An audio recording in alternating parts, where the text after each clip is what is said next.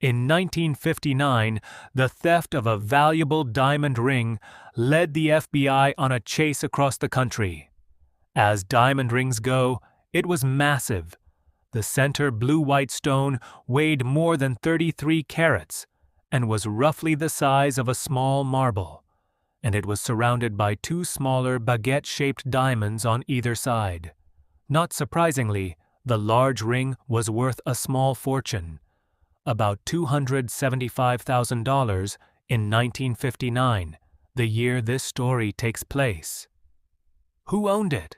An attractive woman named Vera Krupp, a German actress and American baroness of sorts, who'd come into a ton of money when she married and later divorced a wealthy German industrialist. Krupp loved the ring and wore it everywhere, always snug on her finger. Who could blame her?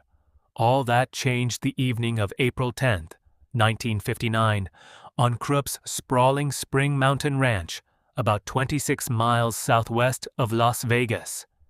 She and her foreman were finishing dinner when three men knocked on the door, offering to blacktop her long driveway. Within seconds, they'd forced their way in, ripped the ring off Krupp's finger to the point of drawing blood, and tied the pair blindfolded back to back with wire from a lamp. The robbers had done their homework. They rifled the ranch house like they knew it well, stealing along with the ring about $700,000 in cash, a revolver, and a camera.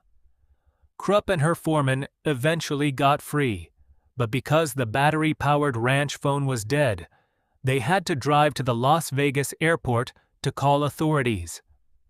The FBI quickly got involved, under the assumption, which later proved correct, that the stolen diamond would be transported across state lines.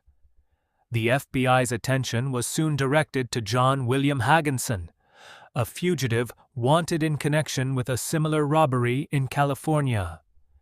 James Reeves' drawing on nearly a dozen field offices, we tracked Haagensen's zigzag moves across the country and eventually arrested him in Louisiana.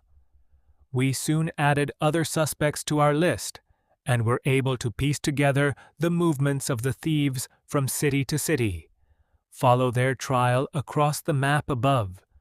At the same time, all field offices had their ears to ground to see if the large stone would end up for sale. And it did, about 6 weeks later.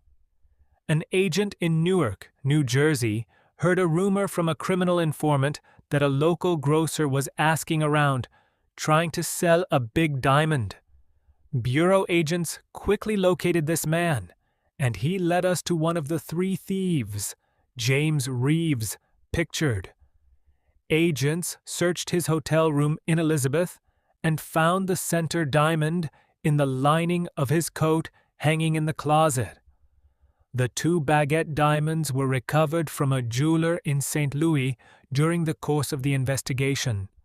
Haagensen, Reeves, and several other accomplices were brought to trial in November 1959. On November 20th, Reeves and two others were found guilty. A few weeks later, Haagensen and the other suspects were convicted as well. Haagensen, the alleged mastermind, later beat the rap on appeal. With all diamonds recovered, Mrs. Krupp was able to rebuild her ring. In 1968, after her death, it was bought at the then record auction price of $307,000 by Richard Burton for his wife Elizabeth Taylor. The ring was later sold after Taylor's death.